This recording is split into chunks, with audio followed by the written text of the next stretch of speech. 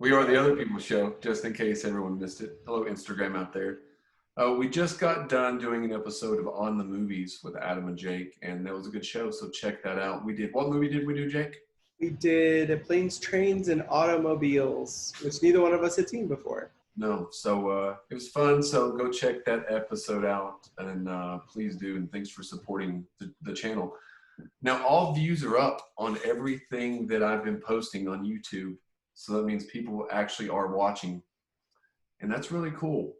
It's really cool. The revenue stream has went up.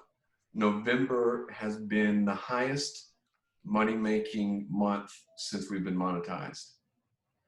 Right. So, let's go. It really has been. So I do appreciate everyone tuning in, and viewership is up. It tells me when I log in how much viewership is up, and it's up 53% in the last 28 days. So right. That's really cool.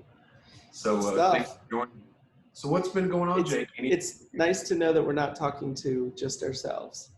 That's true, because this is basically, other than the movie show, this show now is basically us just having the phone conversations that we would often have.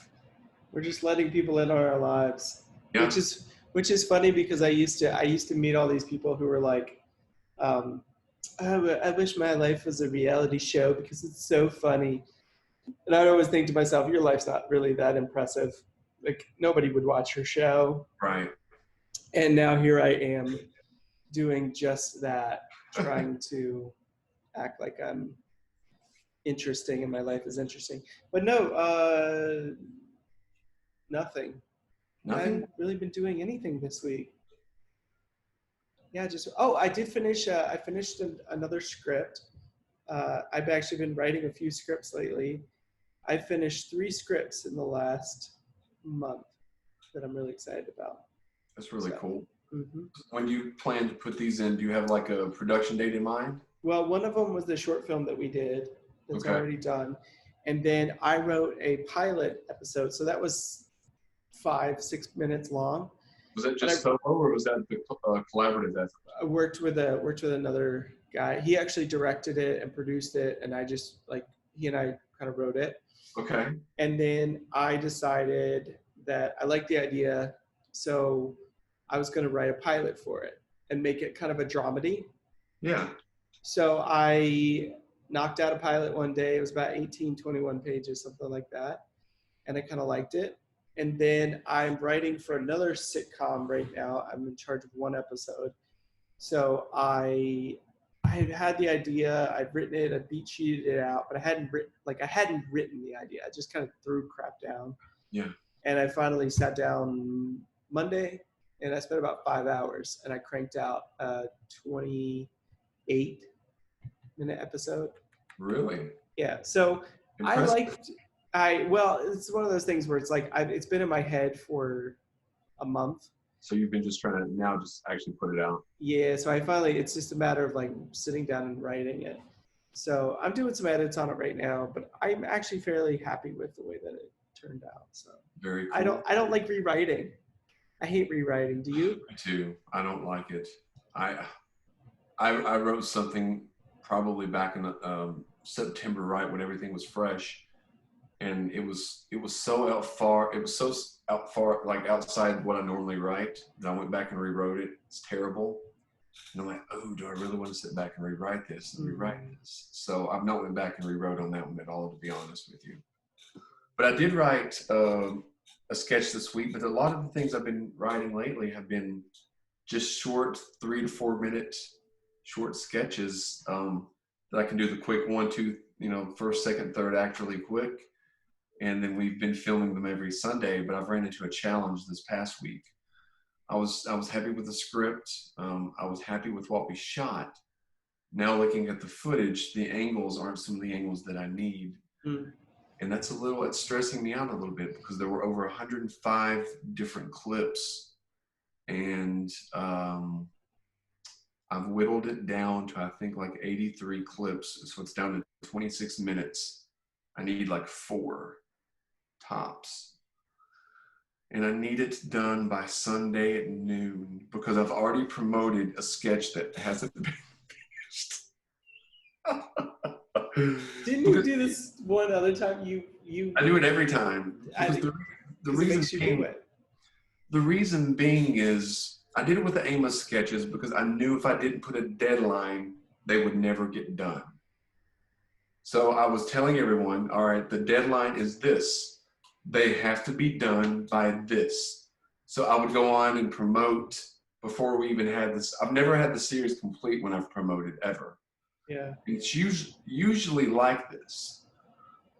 But the footage that I have is it's not bad, but I might have to use a lot of jump cuts. And this is not how I wanted to tell this story. Okay. So that's going to be a little bit of a challenge. I've spent only about 2 hours on it. You know, that's probably what I'll spend the rest of the day doing after the show is that. And then I work tomorrow. Luckily, I have Saturday off. But what do I do? Do I try to clean up the mess? Well, do I try to clean up what I have?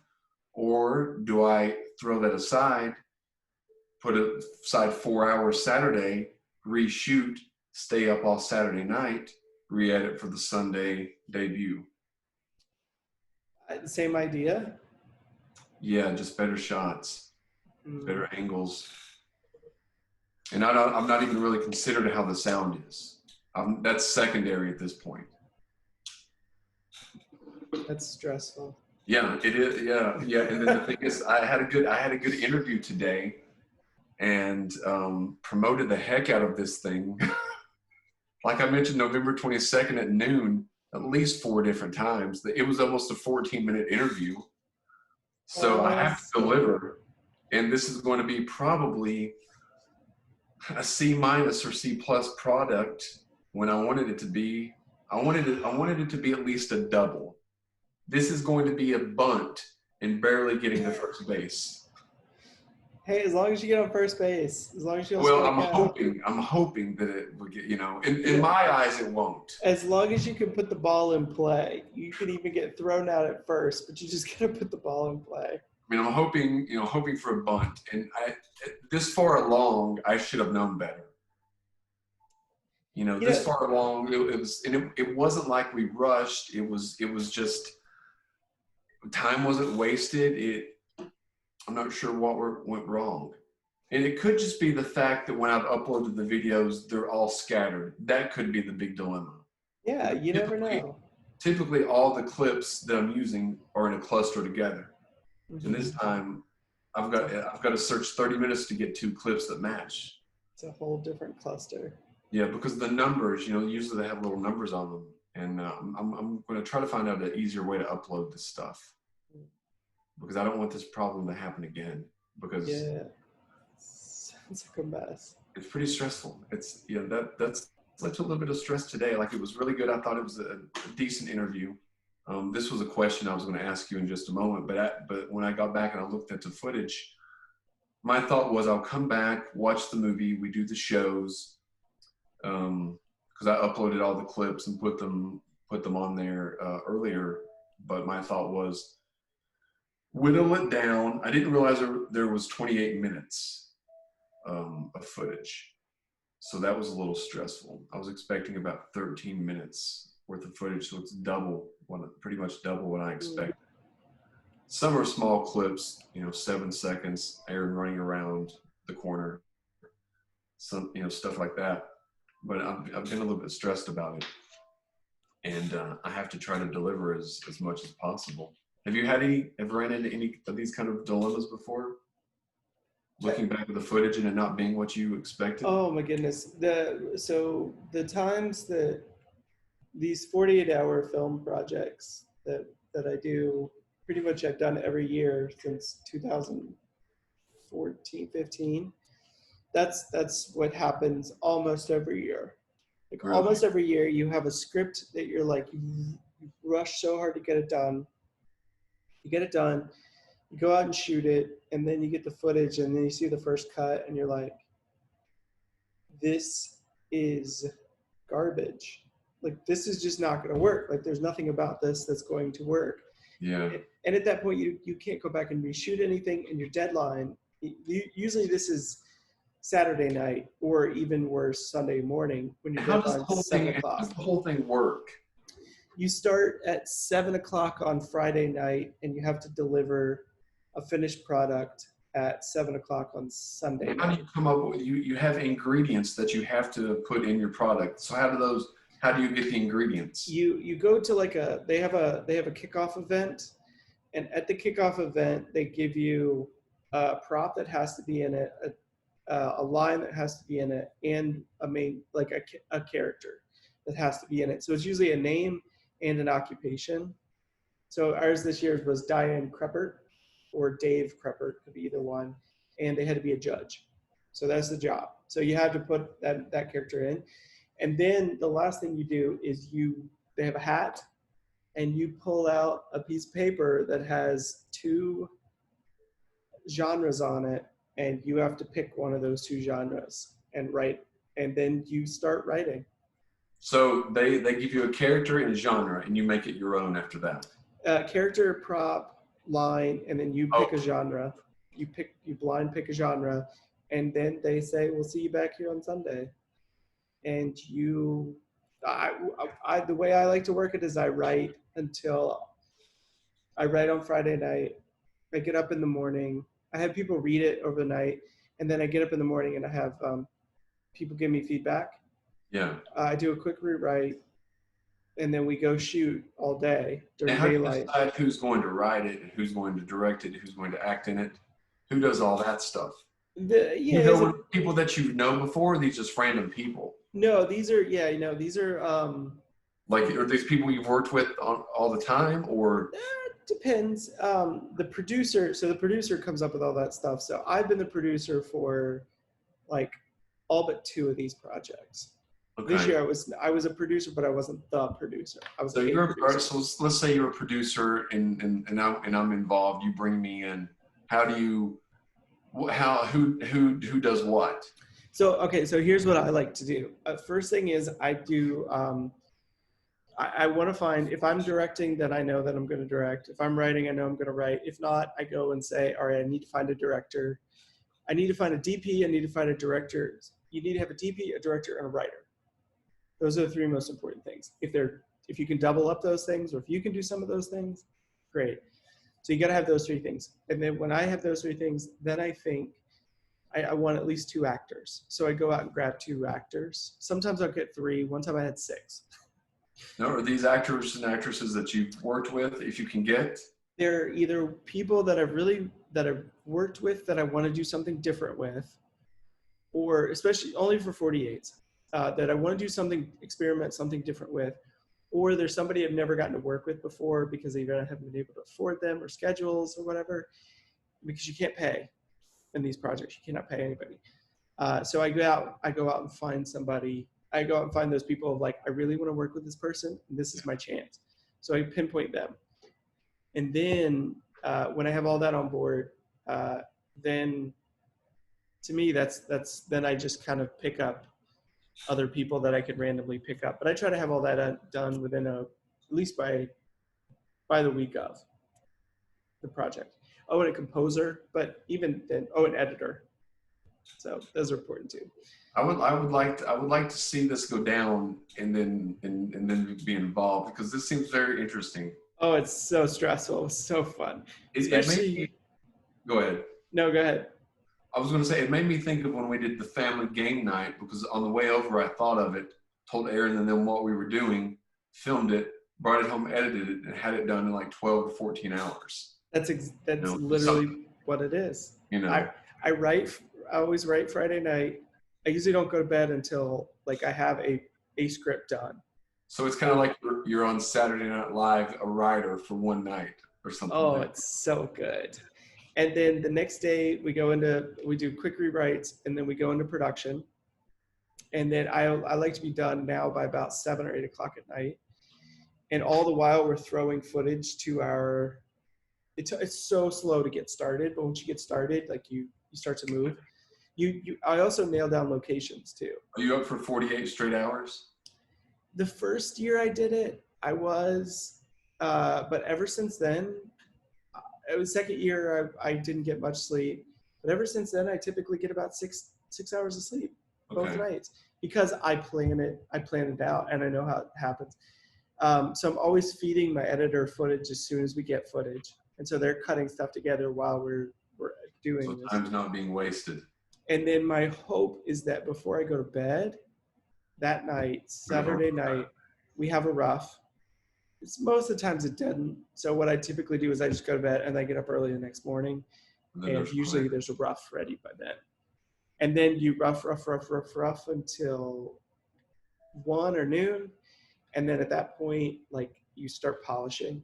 Yeah. And you want to clean everything up. And then by 4 o'clock, I want something to deliver.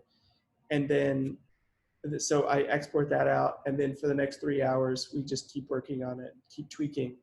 And then we see if we can get a final one out right before 7 o'clock. It is so stressful. Yeah. But it's so much fun. So much fun. I say Yeah, that now. That Friday, I was stressed out of my mind. And how many of these have you done? Like 6 or 7? Yeah, I've probably done about 7. Yeah, about 7. And you think the most recent's the one you're most proud of? It's up there. It's weird, but they all hold a special place in my heart. The one I did last summer, the one we did this year, I really like the characters and I really like the writing. I think that the whole thing, the whole package is really good, but that's all I really had an involvement in. So I don't have as much ownership over the rest of it. So that's why I'm like, I think the rest of it's really good. It's just, that's not my ownership part. Last year I did the whole thing by myself, and it was probably one of the worst ones I've ever done. Really? Because I did everything, and I know that it's difficult to do everything. Like, you do all that stuff. I don't know how you do it. I can't do it. My product is half as good as yours too. Your product, if I compare last year's product to most of your products, yours is way better. Like, it was just a mess. Yeah. But then I did one called Closer Than a Sister a few years ago. That's probably one of, like, my personal favorites. It's one of the few movies I watched that I enjoy watching. And then the first one we ever did was called The Gambit, and I was just the assistant director and the producer for it. That was the most stressful one I've ever done, but it was also, I think, top to bottom, most polished, best looking film. Really? That we've done. But again, I didn't have much to do with that. So, and it was sci-fi. Well, I was not on the creative side. Yeah. It's interesting. We try to bounce back between comedic things and kind of like thriller or horror movie things. So we did, I don't know if you watched The Origin of Aleister Crane, but there's a few things on that I wish that I could have put in, but I had a deadline that I had to deliver. The score, I wish I would have put more score in there, and things like that. Thanks for everyone tuning in. We have some viewers on Instagram, so that's going to get hopefully some people to come to the other people's show, YouTube. But yeah, I find doing these little things with deadlines, it might not be as stressful as some of the things because you're working with a lot of people. I'm working with basically the same cast and trying to put together something, at least a sketch per week. But it's going to be weird whenever I work on just like one project for a long period of time. Because all these projects I've been working on are like 2 minute, 3 minute, maybe 5 or 6 minute. And a feature, which I would love to do again, but I don't know if I really have a feature in me to do at the moment. Do you ever feel that? Yeah. Like you really want to do one, but you're like, do I have it in me to write one right now? If I write one, will it be good? We're both going to write things that we can actually film, so that's not, and shoot, so that won't be a problem. But my question is, do I have it in me to not just write the thing, but follow through into the production, into the final edit, until release? I totally feel you, because I actually have just gotten back into the feature mode lately. And right now I'm doing a treatment for a comedy, and I'm close to the third act. The midpoint to the third act, it used to be my strength, but now it's my weakness. Yeah. And I've gotten lost in the weeds, but again, I didn't have a story to tell that was big enough for a feature until I came up with this idea. But I still want to collaborate on a feature with you. If you ever, I'd want to collaborate on any project, but if you ever do Virginia Running again and Yeah. revisit that one, I would love to collaborate on that script with you. Do you think that's a story that we should redo and recast? I think that there was a lot of possibilities there. I think Because we can get Andy Dick back for a major role for that, and that's like 90% likely. I think with the skills that you and I have gained over the last few years, both academically and professionally, Yeah. I think we could put together. The idea is great. I love small town stories. That's my favorite thing in the world to do. So doing this big deal coming back to a small town, like that offers up so much possibilities. And I think it could be even bigger than it was before. Like I really do. I feel like if we get the right story together, the right characters, I think you could put together a decent little budget and maybe make some, get some money behind it. That's what I was thinking. Like how much would you think would be like a budget that we would need that's a legit amount that we could actually fundraise? Because I could actually start fundraising now. Well, I think it's good. I think we should at least try to get a script or an idea together before we do it. But it just depends. It really depends. I'm a micro budget guy, so I like to look at, like, to me, honestly, if we had together a good script, I think we could put together. I'm gonna go a little bit bigger than I think you want to go, but I think it's possible. I only say this. I say anywhere between $50,000 to $150,000. That would be nice. We could get some solid people in to act in the main roles, put together a solid crew. Yeah. And really put together something I think that we're proud of. So I think it's something that I think could make the money back. So make money back and allow us to make another. Yeah, if you make a movie for $50,000 and your investor, if you find one investor who puts in $50,000 and they end up making $75,000 back, I mean, you pretty much bought them a car. Yeah. So, I mean, and we're talking $75,000, which in the grand scheme of things is a small. I've seen trash movies make that kind of money. Yeah. So I think we could do it. I've seen movies that I'm surprised even got made make that kind of money. Exactly. So that's why I'm really confident that if we pulled our resources together, I think we could do it. I mean, because Virginia Running made about $8,000. It made about what it cost. So. And any movie that you don't lose money on. Yeah. That's impressive. I've never made a movie where I haven't lost money on it. It cost all the money that I had saved, which I had saved the money to specifically make the movie. So I spent the money the way that I intended, and it made, I didn't make any, I didn't lose any. I'd say in all honesty, I probably lost maybe $500 or $600 if everything was tallied, but I consider it about even. And, it was what it was. And if we can, if we're able to like rewrite that script and make it even better, that experience would be worth it, because look what we have learned. I'm up for it. I don't know. We haven't collaborated on anything big like that, so we'll probably like completely. I think it'll completely ruin our friendship, and then we'll never talk to each other again. But I think it could be a cool project. I think it could too. It's a fun story. I think it is too. I was thinking about that the other day. Victoria had often asked to watch that. But I never did show it. Never showed it too. I said, I'll show you a recut version, a re-edited version, which I have yet to do. But I am going to do that. So yeah, it's been a fun show. Winding down in just a few moments. I had a quick question. So I did an interview today, and I was re-listening to it, and I discovered, well, what I already knew. I don't like listening to myself. I don't like my own voice. Do you think most people feel that way when they listen or watch themselves? Unless your name's Celine Dion or Josh Groban. You think? I think that, I don't know. I hate mine. I would take yours over my voice any day of the week. Yeah, I just don't, it sounds different listening coming out of my ears than I do when I Yeah. listen to it back. So it's very cringeworthy to me. And I'm like, ugh. But I try to listen to see if I get the points that I needed. You know, like today I went like, well, I said several times, so I need to work on that. But I haven't been doing interviews. Yeah. So, this is the only kind of interview that we almost do. And I speak in broken sentences most often as well. I speak in very small, short sentences because that's all I know. That's the extent of my English. Yeah.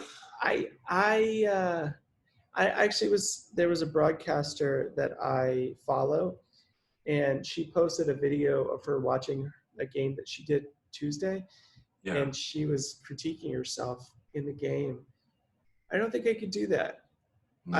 I would love to give it to someone else to critique and get back to me with feedback, but I don't like listening to my own stuff because I know I just can't, I don't like to listen to my voice. I'd rather somebody else give me the bad news. Yeah. Rather than me get it myself. Had you rather someone else give you the bad news as you're sitting there, or you be somewhere else as they're listening or watching or judging?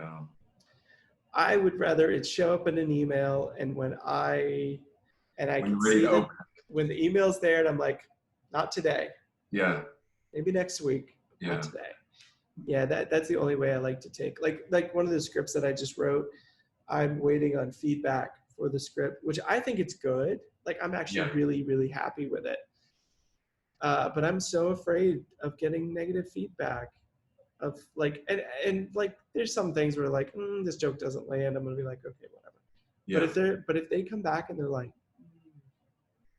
no, we need a page one rewrite, I don't know how I'd be able to handle that. Yeah, it'd be kind of crushing. And that's kind of how I feel about this edit. I'm like, I've promoted this, and I feel like with La Cucaracha, last time I promoted, I think I delivered. I think Nikki delivered. You did. It's one of your most watched videos too. Yeah, yeah. And basically, what I had explained to you when you watched it, it was about what I explained, right? It was, Oh, yeah. So I was pleased with that one. We shot that in an hour and 15 minutes. Yeah. It was a real scenario that happened in Victoria. And we've got a little more, I guess, grandiose in some of these other sketches. And this one is kind of it involves several people, makeup, some action scene, like not action, but like running scenes. And over 100 clips for a little, I know that's nothing for a feature, but these are small little short films. For like a 4 minute. The feature the 4 to 7 minute that we made a couple weeks ago, I want to say it had about 50 clips. Yeah. I think. Yeah. I don't know. I didn't deal with any, but usually we run around 50. See, this we had around 53 or 54 for each phone. There were 2 phones, so about 100. Somewhere about 108 to 110 clips. So that's kind of tough to do, but I've got to do it, and I want to try to get up to the challenge. But sometimes I can just look at the clip. Sometimes the score helps a lot. The music helps, and sometimes, I've whittled things down before that I didn't think I could make anything out of. But I don't like to resort to jump cuts unless I actually intended to do that to begin with. And I put some in, and I was like, but I might have to do that. I'm not sure. If it gets you the best story, then just what you got to do. So we have a lot of filler sometimes. Not that I put in, but I have to cut and chop down because everyone is really good at improvising, but I can't put 3 minutes of improv in what should be a 4-minute sketch. Yeah. So I have to kind of pick and choose which pieces to use. And typically, like with The Father, The Father, turned out well. Did you watch The Father episode 2? I haven't seen it yet. I'm so far behind. Yeah, if you get a chance to watch any of the most recent things, I would watch The Father season 2, episode 1. It's about 3 minutes long. Okay. And I think that would be, I think you might get a kick out of that, and that might be. I love The Father. It's like my favorite character. Yeah, well, there's actually 4 episodes, but in all honesty, the episodes, the quality is not as good, 2, 3, 4. That was really during, and I'm not blaming the madness on that, but that was during all that. Mm. So I was trying to edit that and piece that together and film that, while sobbing off screen. Is But yeah, this is it posted on your Facebook? yeah, it's on the Facebook, but Okay. if you go on the YouTube page, it's the if you go under playlist, it's on there. It's like the second or third playlist on there. Okay. So We'll that's watch it as soon as the show's over. yeah. Let me know your feedback on that because I'm Yeah. curious. It's the 4th playlist on the YouTube page. All right. I'm So queuing the it up Father right season now. 2 episode, you can watch them all, but episode 1's the best one of them. So it's been a fun show, man. 502. Yeah. 5:02 Eastern Standard Time, the Midnight Mutants. Not midnight. You know what? I was talking off air today, actually on air, that I sometimes would confuse Midnight Mutants and say it on the other people's show, and I missed doing the Midnight Mutants radio show. I miss it too. We got to get that back. I still kind of refer to this as Midnight Mutants, but It kind of is. It kind of is. yeah. But Jake, it's been a good show. Everyone, thanks for tuning in. And until next time, I'm Adam. Jake. And we are the other people. See you later, man. See ya.